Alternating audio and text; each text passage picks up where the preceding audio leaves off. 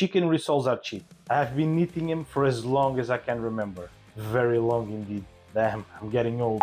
But all of them have the same problem. Lack of texture, lack of flavor. Sometimes it's even hard to taste the chicken. That's how mushy it is. So, is it okay to take the humble chicken rissole and take it to a gourmet version of it? Who cares?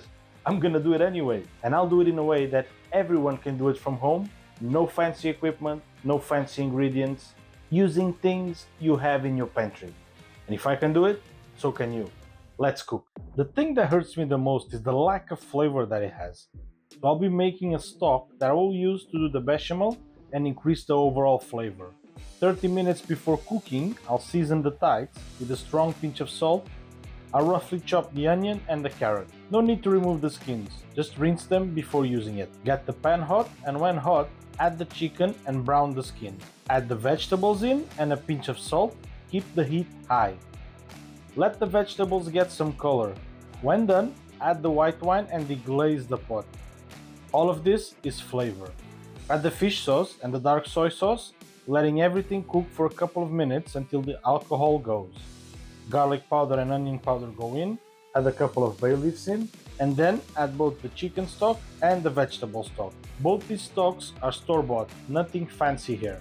I add boiling water, bring it to a boil, and I'll let it simmer for 60 minutes until it reduces by a third. Always be careful not to over-reduce your stocks, or you'll get an overpowered flavor that is just too intense. When done, taste for seasoning and adjust if salt is needed. Let the stock cool down, keeping the chicken in. When you boil meats in liquids, let it cool down in the liquid or it will dry super fast. When cooled down, remove the chicken and shred it into small bits. I find it easier with the knife as I keep some texture. Drain the stock and reserve it. And with this stock and chicken, the risole will be better already by miles. But I want fancy.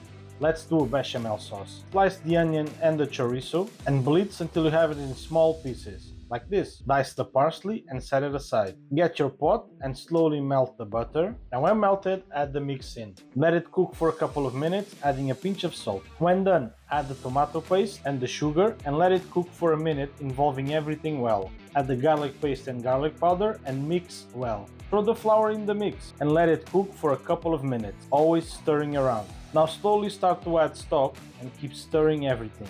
It will be lumpy at start, but just keep adding stock and stirring and eventually you'll have a fantastic sauce packed with flavor. In terms of texture, I want this bechamel to be quite thick, as it's supposed to be used as a filling. When you reach desired texture, add the chicken in and mix, and to finish, add the parsley and mix all of it. Smells fantastic here. Fancy is hard work. Let it cool down, as it will make it easier when I start filling the rissoles. Let's start our dough. The dough I'm using was what we call in Portugal a cooked dough, used for many things, but the most known are rissoles. I'll add the water, stock, butter, lemon skin and salt and let it come to a boil. When reached, I remove the lemon skin and add the flour in, and I will stir vigorously with a wooden spoon non-stop. The dough will get consistent and just keep stirring for 4 to 5 minutes till all the flour is cooked. I like to use the spoon and sort of knead the dough in the pan by pressing it and folding it. And when done, just transfer it to a board and with the help of your spoon fold it and press it to knead as it's piping hot right now. Cover it and let it cool down for 10 to 15 minutes and return to knead it further until it's nice and soft. You can see how good the dough looks. No sticking at all and easy to work with. Almost like Play-Doh texture. With this dough you can get something between 16 and 18 rissoles. So depending on how many you want to make, use this as a benchmark. To form the rissoles, my preferred way is using this mold. You can also do it by hand, but this piece is so cheap and makes all the rissoles equal. So don't be Scrooge McDuck. Get it? Link is in the description. Shameless plug, I know. Of course, I will show you both ways. Get a bit of dough and spread it using a rolling pin. I am looking for 1 mm thickness, but anything between 1 and 2 is acceptable.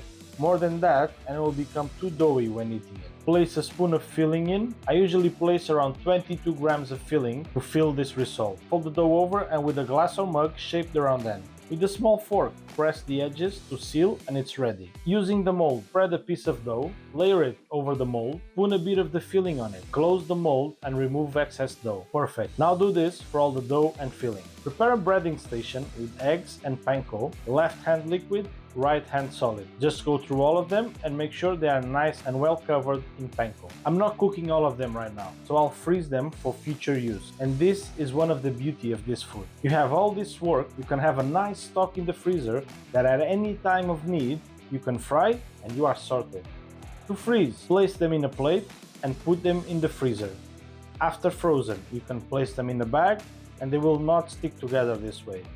It pays off to have a 40 IQ. Let's fry and taste our gourmet risole. Heat up your oil in a pot to 180 Celsius or 375 Fahrenheit, and when hot, slowly drop the risoles in. Don't overfill the pot and let the magic happen. When they are nice and golden brown, remove them and drain the excess oil. Crunchy, crunchy. Let them cool down and time to taste. What can I say? Crunchy. The feeling is incredible. So good. Look at it. Wow. Nice crunch on the first bite. This blows the cheap ones out of the water. It's not really a comparison really, because they're on completely different levels. And everything we used is common ingredients that everyone has in their pantry. And this combination just elevates it to another level. If you don't try this at home, you don't like good food. And I know you do, so try it. Perfection does come in a small package. That's what she said.